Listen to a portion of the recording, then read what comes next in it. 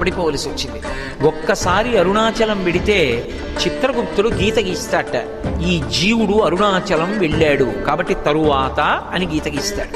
అంటే అరుణాచలం పట్టణంలోకి ప్రవేశించినంత మాత్రం చేత అంత గొప్ప అనుగ్రహంగా ఈశ్వరుడు భావన చేస్తాడు.